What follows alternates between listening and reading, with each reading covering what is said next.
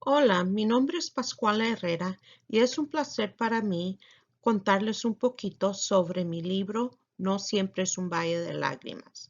Si después de mi presentación tienen alguna pregunta, por favor mándenme un correo electrónico en la dirección que está incluida en esta página. También pueden ir a ver a mi sitio de web que es pascualaherrera.com. Primero les voy a contar un poquito sobre mi motivación para publicar este libro. En junio de 2020 me retiré después de 29 años como una profesora en un colegio en Palatine, Illinois. No había planeado que mi retiro incluyera la pandemia, así que todo fue diferente a como yo lo había planeado. Tenía suficiente tiempo para envolverme en alguna actividad. La gente también siempre me ha dicho que tengo una vida muy interesante. Espero que ustedes estén de acuerdo después de que lean mi libro. Ya había presentado mucho sobre mi vida en diferentes clases como profesora en el colegio de Harper, así que estaba impuesta a dar información sobre mi pasado. Cuando era niña y estaba aprendiendo el inglés después de emigrar aquí a los Estados Unidos, las maestras siempre me decían que tenía muy buena escritura y en verdad en el trabajo también me daban esos halagos diciendo que era muy buena para escribir. Sobre todo, me gusta escribir y esa también fue una de las motivaciones para escribir. Pero la verdadera razón fue porque perdí a mi madre en 2018 y todavía estaba muy triste sobre la pérdida de la mujer que influyó tanto en mi vida. Y me venían muchos recuerdos a la mente sobre los que ella me decía y sobre lo que yo recordaba de cuando era niña.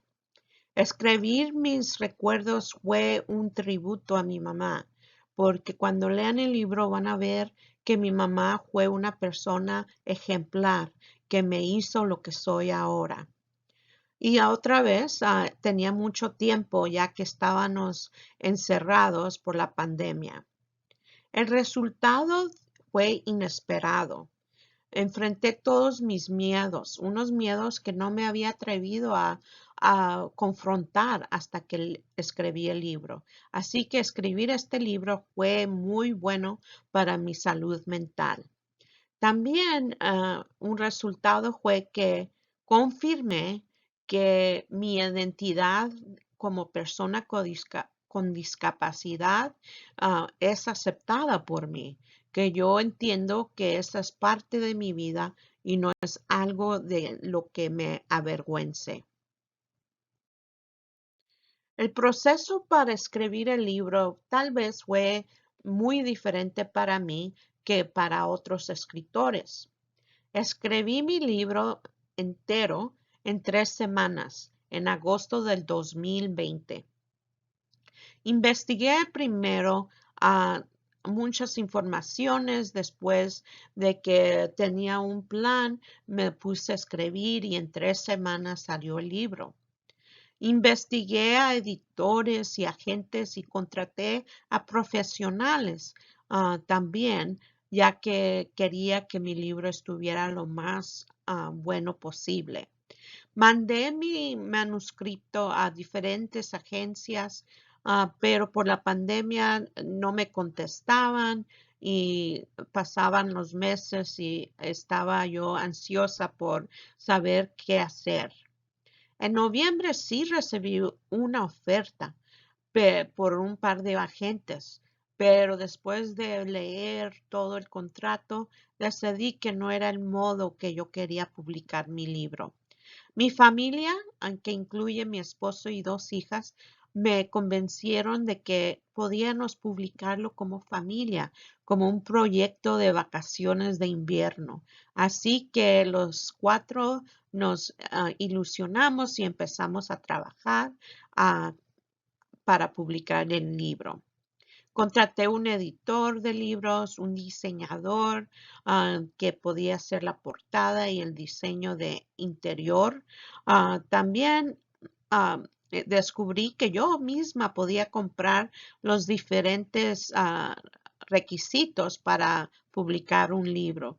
Así es que yo pude solamente, sin ayuda de un agente, publicar y certificarme como derechos de autora.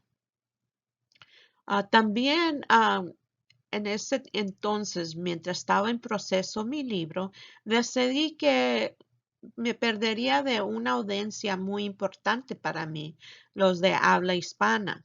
Entonces es cuando decidí que también quería publicar el libro en español. Me pasé como un mes traduciendo el libro y igualmente contraté un editador, un profesional en español que me lo revisó y decidí usar los mismos ah, portada y el mismo diseño interior para el libro. Así que mi logro fue de que pude publicar los dos libros al mismo tiempo en marzo de 1921. Antes de continuar a leer partes de mi libro, quisiera explicarles un poquito sobre mi pasado para darles contexto de lo que voy a hablar y por qué escogí las partes del libro que voy a leer. Primero que todo, yo nací en México, en un pueblito en Durango, México, en 1965. Yo fui la octava hija de 9 y éramos una familia de muy bajos ingresos que vivíamos en este pueblito como de 250 personas. Yo nací bien, pero después de los 9 meses de vida me pegó el poliomielitis como bebé y eso me paralizó totalmente por 6 meses hasta que poco a poco me pude reponer de los brazos y de la parte arriba y no pude nunca caminar. Así que para yo seguir adelante andaba gateando por los suelos de mi casa y de la comunidad. Mis padres hicieron la decisión que tendrían que venirme a traerme aquí a los Estados Unidos para una mejor vida. Así es que emigramos todos nosotros en 1971 y nos mudamos a la ciudad de Chicago. Asistí a escuelas para personas con discapacidades desde que llegué hasta que me gradué de la secundaria. Y eso fue por mi discapacidad, porque antes no había leyes que me protegían para yo poder estudiar con los estudiantes que no tenían discapacidades. Así es que toda mi educación fue en una escuela especial. Cuando llegué, estaba constantemente en hospitales, como que me querían curar, me querían arreglar y querían que yo caminara de cualquier manera. Tuve 12 cirugías y 8 huesos rotos para la edad de 12 años. Así es que mucha de mi educación fue en hospitales y en casa. Después de graduarme, yo quería seguir mis estudios porque sabía que era la única manera que una latina con discapacidad iba a lograr algo. Entonces decidí ir a la Universidad de DePaul, aplicar a muchas becas y aplicar para ayuda financiera. De ese colegio saqué mi bachillerato y mi maestría. Después empecé a trabajar ya como profesional en el colegio de Harper, que está en un suburbio de Chicago. Y empecé allí en 1991 hasta mi retiro, que fue en junio 2020. También en mi vida participé en muchas actividades para promover los derechos de personas con discapacidades. Y también fui voluntaria en diferentes agencias, pero en regular con la agencia de Life Directions, que es Dirección de Vida, que es una agencia que ayuda a los jóvenes en riesgo a enderezar sus vidas y hacer buenas decisiones. También soy casada y tengo 2 hijas. Ahora voy a empezar a leer un poquito sobre mi libro. En página 10 escribí: no hay nada que hacer. Probablemente morirá en cualquier momento. El doctor Medina continuó: en cualquier momento dejará de respirar, como dejó de moverse. No hay nada que hacer, solo prepararse para su muerte. Estas son las palabras que le dijeron a mi mamá. Ella me lo contó muchas veces cuando era niña y cuando estaba creciendo, pero no fue hasta que yo fui madre que totalmente entendí lo que esto significó para ella, como que le quitaron totalmente la esperanza. Y ese fue un dolor que me imagino fue casi insoportable, pero ella continuó. Y me ayudó. Después empecé yo, después de muchos meses sin tener ningún movimiento, toda la gente, incluso la madre de mi mamá, que es mi abuelita, le decían que ya me dejaran morir, que yo estaba lista para irme a un mejor lugar. Pero mi mamá insistía con su fe y a ella no le gustaba que le dijeran que yo iba a morir. En página 15 escribo: mamá Petra trató de consolar a mi mamá y dijo: hija, Dios la está llamando a casa y tienes que aceptar su voluntad. Mi mamá respondió diciendo: no, ella no va a morir, ella se despertará. Mamá Petra insistió una vez más diciendo: ella es hija de Dios y hay que ser fuerte y aceptar que va a morir.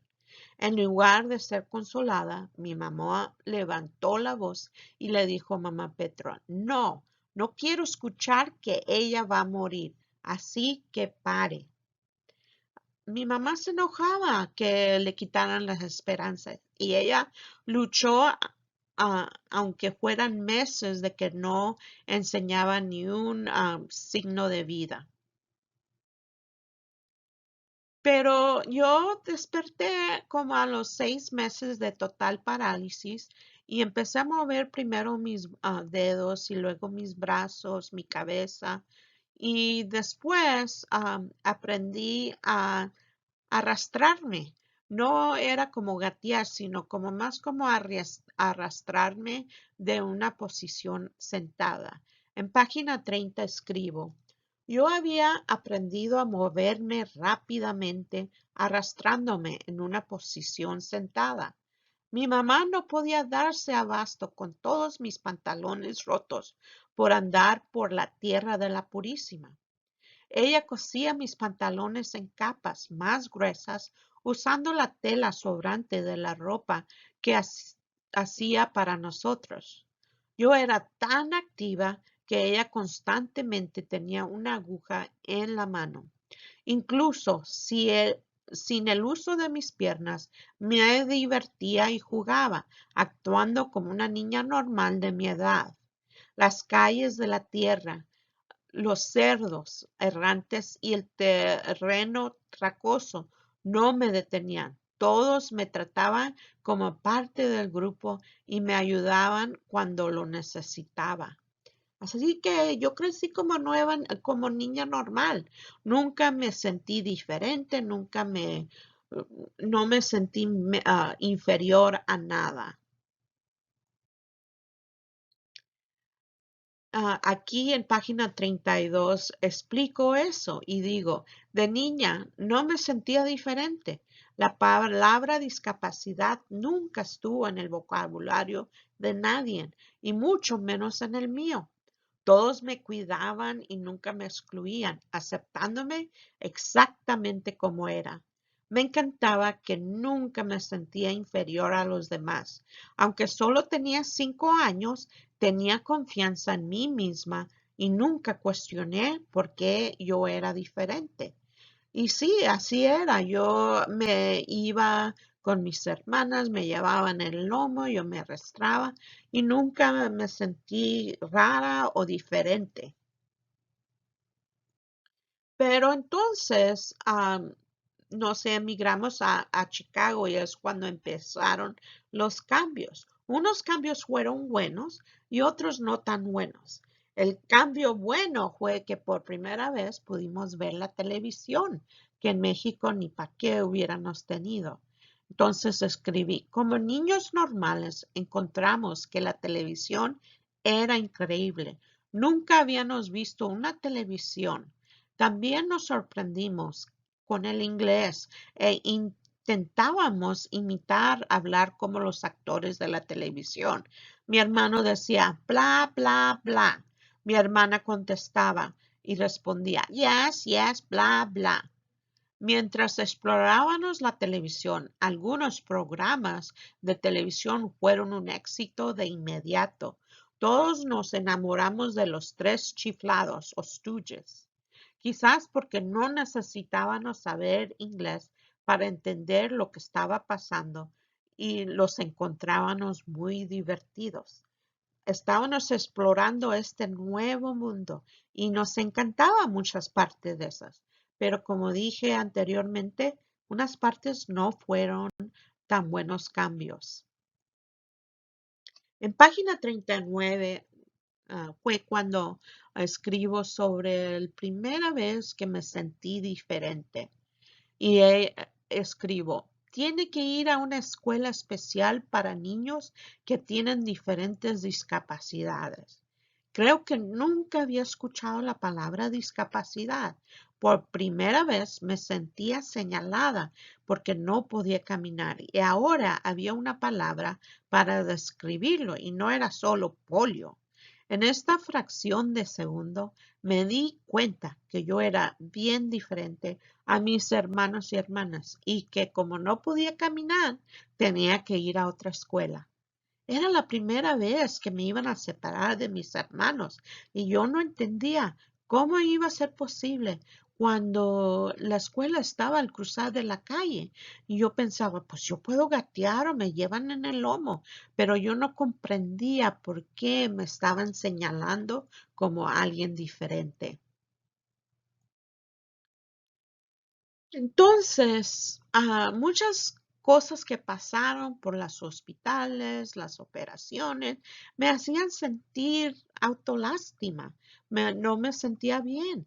Entonces, en página 60 escribo, cada vez que empezaba a sentir lástima por mí misma y a quejarme por cosas que no quería hacer, ella, que es mi madre, me decía, la vida es un valle de lágrimas.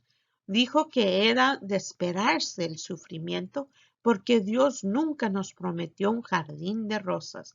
Me dijo una y otra vez que teníamos que aceptar nuestra cruz con valentía. Cuando era joven realmente no me gustaba escuchar esto y no aceptaba su visión de la vida. Sin embargo, cuando llegué a la edad adulta, entendí esas palabras. Para ella la vida era un valle de lágrimas y nosotros, su familia, éramos su único jardín de rosas. Es por eso que escogí el título, porque ahora que mi mamá no está con nosotros, yo espero que ella sepa que yo no veo mi vida como un total valle de lágrimas, que he tenido muchos, muchos buenos momentos en mi vida. Y por eso el título no siempre es un valle de lágrimas. Las citas, en lugar de ser algo de temer, se convirtieron en una simple molestia. Aprendí a sacar lo mejor de mi mundo, ya sea en la escuela o en el hospital. Aprendí que enojarme y rebelarme no cambiaba mi situación. Tenía que sobrevivir, adaptándome a mi vida y viendo lo mejor de cada situación. Esta fue mi filosofía y cómo sobrepasé mis obstáculos. Tenía que luchar y yo trataba de no sentirme inferior, de no sentirme mal, de no tenerme lástima. Aunque en el libro van a leer que fue una batalla constante contra mí misma de no sentirme así, pero yo siempre seguía adelante porque yo tenía metas que cumplir. Entonces, a la adolescencia es diferente para todos, pero usualmente es la etapa más difícil de la vida. Pero para mí era más difícil porque veía a mis hermanas y a mis hermanos y muy activos, muy guapos, se ponían la ropa y zapatos que querían, mientras yo era muy diferente. Tenía aparatos, tenía que traer unas calcetas largas y no me podía poner cualquier zapatos. Entonces escribí, empecé a prestar atención a que yo era muy diferente en mi aspecto físico. A veces era rebelde y me encerraba para enfocarme en mis pensamientos de lástima, pensando que mi vida era terrible y que realmente estando de acuerdo con la filosofía de mi mamá de que la vida era un valle de lágrimas. ¿Cómo no sentir lástima por mí misma cuando era la única de mi familia que estaba en el hospital todo el tiempo? La única que se rompía los huesos y la única que tenía que ir a una escuela especial. Mi personalidad extrovida y mi creciente fe en Jesús no era suficiente y no siempre me ayudaban con estos sentimientos. Así es que era como un subir y bajar y había muchos valles en mi vida. En estos momentos donde me sentía totalmente triste y que mi vida era tan diferente a los que vivían mis hermanos y hermanas. Pero igualmente yo tenía una meta en mente y seguía enfocándome en esa y no me daba el tiempo ni permiso de tener el autolástima por mucho tiempo. Digo en página 91, m- mi enfoque siempre fue seguir adelante, incluso con mis dudas y miedos. Por estas inseguridades sabía que tenía que trabajar mucho y dejar el resto a Dios. Tomaba un día a la vez. Sabía que mi vida era imprescindible y que cualquier plan que hiciera podía cambiar en un instante con una simple caída. Seguía trabajando con mi lista de cosas por hacer y esperaba que mis esfuerzos y mi gran deseo de aprender y tener éxito me ayudaran a salir adelante. Sabía cómo era ser discapacitada en una escuela donde todos tenían una discapacidad, pero sabría cómo ser discapacitada en una escuela donde sería la única con una discapacidad. Estas eran las preguntas que me preguntaba cuando estaba a punto de entrar a la universidad, porque ahora iba a ir con estudiantes que no tenían discapacidades, mientras toda mi experiencia había sido estando con personas con diferentes discapacidades físicas, psicológicamente, hasta intelectualmente. Así es que tenía esas dudas, pero esperaba que Dios me ayudara y que siguiera adelante. También en esta etapa de mi vida me empezaba a preguntar cómo los demás me veían, especialmente los mexicanos como yo. Escribo, ya me estaba dando cuenta de que culturalmente la discapacidad se veía de manera diferente. Mi familia siempre me había aceptado, pero en lo general los mexicanos veían a las personas con discapacidades como seres dignos de compasión que siempre dependerían de sus padres. También los incapacitados que luchaban eran de ser admirados por el simple acto de levantarse cada día. Sutilmente estaba recibiendo el mensaje de que nunca viviría una vida independiente, nunca me casaría y nunca tendría mi propia familia. Nadie me decía eso directamente, pero sentía que mi propia cultura creía eso de mí simplemente por mi discapacidad. Y era algo que estaba yo en conflicto porque yo no quería que los demás me vieran con lástima como pensaban. Cuando entré a la escuela de DePaul, en la universidad, así con mis temores, me di cuenta de algo que me ayudó demasiado. Y ese fue que conocí a un amigo. Y escribo, fue el primero en mostrarme que yo era más que las ruedas en las que estaba o los aparatos que usaba. Yo era una persona con metas, valores, una fuerte ética de trabajo, decidida y sencillamente digna de ser conocida. Aprendí a determinar cuando alguien se sentía cómodo conmigo debido a mi discapacidad, al captar pistas sutiles. Inmediatamente reconocí que Gerardo se sentía muy cómodo conmigo y que disfrutaba de mi compañía. Y esto fue algo que me alientó y me ayudó porque ese temor era de que todos me iban a ver o tener lástima, y conocer a Gerardo y otros amigos y amigas como él simplemente fueron lo que me ayudó a seguir adelante y ser muy exitosa en el colegio. También me involucré con diferentes actividades y eso también me ayudó. Me uní con una organización del colegio que se llama Latinos Unidos, y es entonces donde vi a seres como yo que tenían problemas financieros, que tenían familias grandes, que tenían los mismos conflictos y los mismos obstáculos por solo ser latina de bajo ingreso o que estaba batallando con el idioma.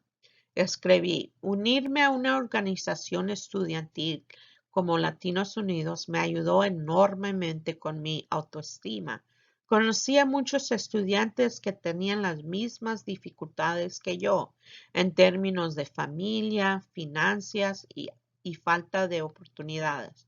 Me ayudaron a darme cuenta de que mi discapacidad no era el único obstáculo para mí. Otro obstáculo real era mi raza, y que la gente asumía que no pertenecía a posiciones de poder o éxito.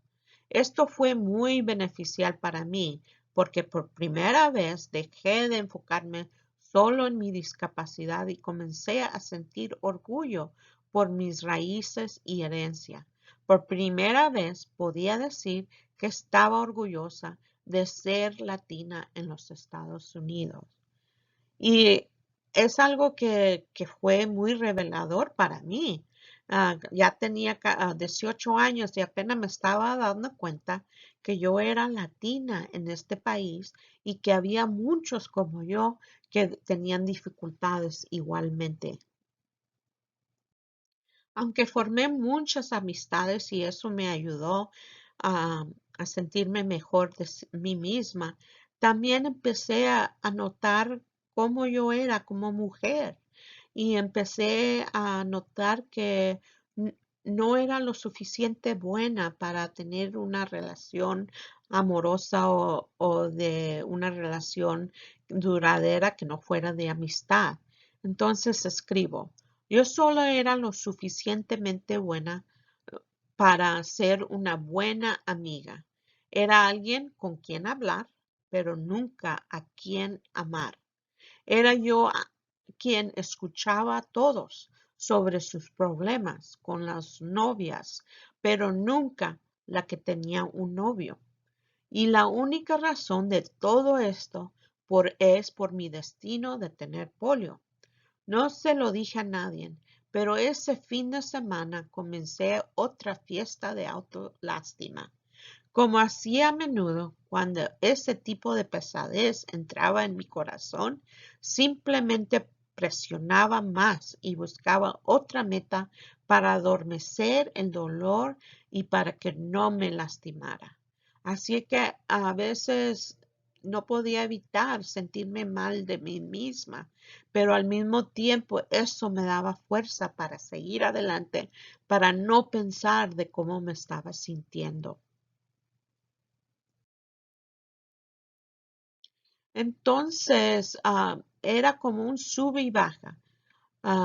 Muchos dicen que como una montaña rusa, pero mi imagen mejor es como la montaña y los valles, y que todos tenemos esa sube y baja de la vida. Pero es importante de cuando estemos arriba de reconocer ese buen momento. Entonces yo misma, a veces que estaba en el valle donde me sentía terrible, yo misma me animaba y me decía cosas a sí misma. En página 112 digo, me había estado dando demasiado importancia. Yo era solo una pequeña gota en el gran esquema de la vida. Aprendí que Dios me había creado, la gotita pequeña, con el mismo amor que hizo el océano gigantesco. Fue una revelación que me trajo paz. Así que me comparé, yo digo, Dios me quiere tanto igual que a un océano tan grande. Y así me hablaba yo misma para seguir adelante y no dejarme vencer. Pero una de las cosas que siempre me recordaban de mi discapacidad era que cuando caminaba con muletas había muchas veces que me caía, me resbalaba o me tropezaba, pero constantemente me caía. Y en el libro cuento mucho sobre las caídas, pero en esta caída en especial fue muy difícil porque fue en mi primera clase profesional donde yo estaba dando clases y escribo, estaba enojada y frustrada por haberme caído enfrente de la clase. Me sentía avergonzada y humillada. No importaba cuántas caídas tenía, nunca me acostumbraba a los sentimientos que provenían de ellas. A veces sentía que el costo emocional era más dañino que cualquier lesión física. Odiaba que me recordaran constantemente mi discapacidad, sin importar cuánto trabajo para ser una mujer latina con ambiciones normales. Esa pesadez en mi corazón fue nuevamente rechazada e ignorada. En vez de enfrentar mis sentimientos, nuevamente enfoqué mi atención a otra meta y que cumplir, como ser la mejor maestra. Y eso es lo que me ayudó siempre a tener éxito, porque yo siempre luchaba y tengo que hacer algo más, porque quería adormecer a veces el dolor que las caídas y mi discapacidad causaban. También me da una de las montañas más grandes era cuando yo era normalmente como cualquier persona de adulta joven que quería tener aventuras. Y aquí escribo sobre una de mis aventuras, donde digo, sabía que esa aventura se convertiría en una experiencia inolvidable. Iba a ser una de mis experiencias más memorables porque estaba desinhibida y seguía el momento. Mi discapacidad no había sido un problema y durante esas 24 horas no era esa muchacha que tuvo una docena de cirugías ni muchos huesos rotos. Yo era la chica que vivía en el impulso del momento. Nadie me quitará ese momento. Nunca le conté a nadie sobre esta loca aventura hasta muchos años después. Y a ustedes también tampoco se las voy a contar para que puedan leer mi libro, pero fue una aventura que me ayudó mucho a reconocer que en la vida hay muchos momentos felices. Ya después de graduarme empecé mi trabajo profesional como profesora en un colegio y mi cargo era de ayudar a las personas, estudiantes con discapacidades, que era especialmente beneficioso para mí porque yo podía explicar mucho de cómo yo me sentía y así ayudar a los estudiantes. Tuve mucho éxito en ese trabajo por mi propia experiencia y lo que yo sentía. Y aquí en esta página escribo, siempre vi posibilidades y no imposibilidades. Y no tenía no temía pensar fuera de lo común para ayudar a los alumnos. Comencé a formar mi propia filosofía sobre la vida y el propósito. Tenía un montón de ideas en mi cabeza, pero una conversación con mi papá me lo aclaró todo. Un día cuando llegué a casa del trabajo, mi papá estaba sentado en el patio. Yo, yo le dije, hola papá, ¿qué estás haciendo? Mientras señalaba al suelo en un tono tranquilo, mi papá me dijo, mirando esas hormigas. Esperé a que continuara mientras miraba hacia las hormigas a las que estaba señalando. Él dijo, están ocupadas yendo y viniendo. Le pregunté, ¿y por qué cree que están ocupadas? Me miró y dijo, todo lo que Dios creó tiene un propósito. A veces puede ser que no entendamos, pero están en esta tierra por alguna razón. Y fue un modo de explicar tan simplemente, pero que de verdad esa fue la filosofía que yo usé en mis 30 años como profesora, trabajando con personas que eran diferentes por su discapacidad.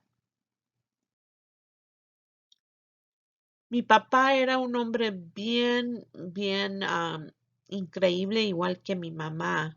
Y ellos, aunque tenían temores por mí, siempre me apoyaban en que siguiera adelante. Incluso cuando me involucré en una organización para pelear por los derechos de personas con discapacidades. Y aquí en página 154 escribo sobre mi primera protesta que tuve y digo, se sintió increíble dejar escapar toda mi ira reprimida. Más de 500 personas de todas las edades, de todos los países, nos reunimos a un hotel donde los legisladores tomaban decisiones que afectaban a las personas con discapacidades. Yo estaba enojada, odiaba las limitaciones que me habían impuesto simplemente por mi discapacidad. Exigía un cambio y lo quería ahora. Grité, juntos, unidos, nunca seremos derrotados. Juntos, unidos, nunca seremos derrotados. Perdí todo miedo en inhibitación gritando con todas mis fuerzas. Fue una protesta muy emocional para mí porque me dejé ir por mi coraje de cómo me había sentido y cómo los demás me habían tratado simplemente por usar silla de ruedas o tener una incapacidad. Así que fue una experiencia increíble. Y les diré que fue en esta experiencia donde conocí a mi esposo, pero no les voy a dar mucha información para que lean el libro. Otro modo de que yo me alejaba de mis sentimientos de soledad fue involucrarme con agencias y servicios humanitarios que ayudaban a la gente en necesidad. Una agencia se llama Life Directions o Dirección de Vida y se convirtió en una buena manera de llenar el vacío y la soledad que sentía debido a cómo me hacía sentir mi discapacidad. El padre John conoció mis habilidades de liderazgo y me empoderó para dejar de enfocarme en mí, poniendo mi atención en los demás. Así que usaba todos los métodos posibles para no enfocarme en mí misma y seguir adelante. Pero estaba constantemente yo peleando contra mí misma, pensando cómo era mi vida comparado con los demás, cómo era más difícil que a los demás. Y en esta página hablo un poquito sobre eso. Digo, la vida era un valle de lágrimas según mi mamá, pero yo no estaba convencida de tener que aceptar esa idea. Seguía buscando la felicidad que sentía me faltaba. Seguía involucrándome con más y más responsabilidades porque me impedían hacer las preguntas que eran tan problemáticas para mí.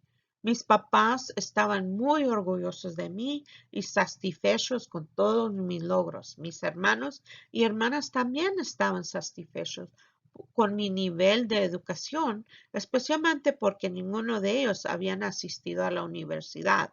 Estoy segura de que cuando cada miembro de mi familia recordaba cómo el polio me había paralizado durante meses y cuando recordaban cómo gateaba por el suelo, se sentían agradecidos por todo lo que había logrado. Yo también reconocía lo lejos que había llegado, pero me preguntaba, ¿me equivoco en querer más? Siempre me preguntaba, ¿por qué quiero más? ¿Por qué no estoy feliz? Ya tengo una profesión, tengo una familia que me quiere, grande, pero siempre quería algo más, algo más. Y ese algo más fue que sí encontré mi pareja, mi esposo, pero en el libro les explico más sobre eso. Pero ya después de estar casada, todavía quería más. Y escribo, después de 3 años de matrimonio, comencé a preguntarme, ¿ahora qué? ¿Así será mi vida hasta que me muera?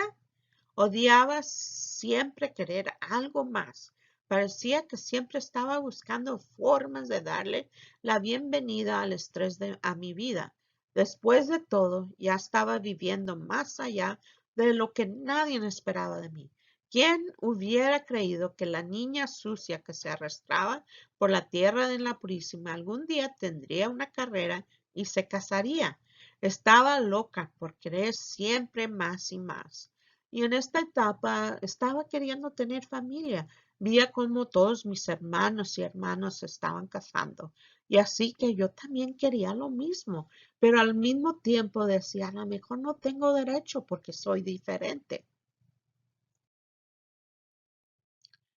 Y a los 35 años ya estaba acostumbrada a que la gente dijera comentarios invasivos o actuaran ofensivamente al ignorarme a veces como si yo no existiera. Cuando estaba soltera solía llevar a muchos de mis sobrinos y sobrinas a varios lugares. A veces que íbamos a una tienda, en vez de comunicarse conmigo, preferían hablar con mis sobrinos quien era notablemente más joven que yo. Les preguntaban, ¿de qué color quiere esto ella? O incluso tan claramente como decir, dile a ella que el cupón que está usando está vencido. Y estas experiencias me daban temor de tener hijos propios porque decía yo misma que no quería que los trataran diferente por mi discapacidad o que los vieran a ellos como gente que me estaban cuidando en vez de yo ser la madre. Pero en la vida siempre ha, he tenido éxito porque siempre he logrado, aunque se parezca imposible, lo he hecho posible. Sí pude tener familia y van a leer sobre mis experiencias sobre eso y sobre mis sufrimientos, porque fue difícil para mí lograr a mis 2 hijas. Y en esta página escribo, me sentía bendecida y mi fe se hizo más fuerte al darme cuenta que Dios siempre tiene un plan divino. Quizás tuve que pasar por el difícil dolor de 2 abortos espontáneos y un parto prematuro para estar lista para adoptar a Ariel, quien necesitaría papás amorosos para criarla. Perder a Cristian, dejar de ser tan doloroso porque sentía que Dios me recompensaba con todo mi sufrimiento. Además, no podía imaginar mi vida sin mis 2 hermosas hijas. Así que aunque sufría, después del tiempo me daba cuenta que ese mismo valle de lágrimas fue lo que me llevó a lograr subir la montaña. Y eso fue, ha sido pues mi vida, de que siempre después de tiempo del sufrimiento, doy gracias incluso por el sufrimiento, porque logro algo que yo nunca había soñado. Pero igual como les cuento que mi vida es un sube y baja, como la vida de todos nosotros, ¿verdad? En esta página escribo, cada vez que pasaba por una situación difícil, era como una nueva herida a mi confianza o autoestima. Con el tiempo aprendí a seguir adelante y a no concentrarme en mis sentimientos. Sin embargo, cuando estaba sola y recordaba los incidentes dolorosos, a veces lloraba. Tal vez porque mi mamá me modeló cómo ser fuerte, pude sobrevivir y continuar. Nunca me permitía el tiempo suficiente para sacar a relucir el dolor. Seguía adelante porque tenía algo más que lograr. Y siempre los que me veían como una superhumana que no sufría, que no lloraba. Lo que no se daban cuenta es de que sí, sí pasaba por esos valles, sí pasaba horas de lágrimas y que sentía los sentimientos del rechazo igual que cualquier otra persona. Y uno de los dolores, uno de los valles más difíciles fue de tener que despedirme de mi mamá en 2018. Gracias a Dios que tuve oportunidad de tener muchas conversaciones con ella, ya que vivía al lado de su casa. Y una de las conversaciones más reveladoras para mí fue como 2 semanas antes que muriera y escribo. Probablemente la conversación más significativa que tuvo con mi mamá durante las últimas semanas de su vida fue cuando dijo, finalmente sé la respuesta. Tomando su mano le pregunté, ¿respuesta sobre qué? Ella dijo, desde que naciste busqué una razón de por qué te dio polio. Inmediatamente recordé que a menudo discutíamos las razones por las que pensábamos que Dios me había elegido para tener una discapacidad. De hecho, en varias ocasiones quiso culparse a sí misma, pero yo siempre le decía que se detuviera. Le pregunté, ¿y por qué cree que me dio polio? Ella dijo, para que ayudaras a tantos estudiantes con discapacidades, tenías que trabajar con ellos para inspirarlos. Esa fue la mejor explicación que recibí en toda mi vida. Mi destino había sido atravesar los muchos valles de lágrimas para sentirme humilde y ser el apoyo de otras personas con discapacidades. Quería decirle cuánto la amaba, pero como de costumbre las palabras no me salían, solo la abracé. Y sí, creo que esa fue la mejor explicación de por qué yo fui muy efectiva con mis estudiantes y es porque yo conozco bien el dolor, porque yo lo pasé y ayudaba a mis estudiantes a seguir adelante. Eh, lo que es muy importante para mí, para todos, es saber que mi vida no ha sido solo un valle de lágrimas y que he tenido una vida ejemplar, muchos éxitos y muy bendecida he sido. Este fue la última parte de mi libro donde escribo.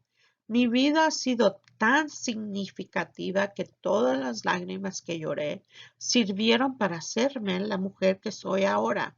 Sí, hubo muchos valles de lágrimas, pero todo el mundo los tiene. Pero vencí y Dios me ha recompensado cada día con momentos felices con mi hermosa familia y mis amistades. Sé que hice lo mejor que pude porque mis padres me enseñaron a perseverar en los momentos difíciles de la vida. Solo espero que mi mamá me mire desde arriba y reconozca que el valle de lágrimas que vivió en la tierra la llevó al jardín más hermoso del cielo. Y este fue como concluí el libro, dando testimonio de cómo mi vida ha sido magnífica y no algo de que tener lástima. En final, una lección que aprendí sobre el proceso de escribir es de que uno no debe de desanimarse porque ah, tendremos éxito en todo lo que está destinado uno a hacer. Si no está en nuestro destino, no tendremos éxito. Así, ¿para qué desanimarnos? Y les doy el mismo consejo, que no se desanimen y que tendrán el éxito que están destinados a hacer. Y aunque se parezca imposible, será posible. Y en final, en conclusión, digo que finalmente puedo decir que he aceptado completamente quién soy. Mi discapacidad siempre afectará la forma en que los demás me perciban y a menudo plantearán desafíos. Sin embargo, ahora sé que ser una latina inmigrante con una discapacidad me ha brindado una plataforma única para con suerte traer un cambio positivo a quien lea mi libro. Y espero que ustedes sean lectores de mi libro y que les ayude a reconocer sus propios valles y sus propias montañas y cómo la vida es algo que vivir. Muchas gracias y espero verlos en el futuro.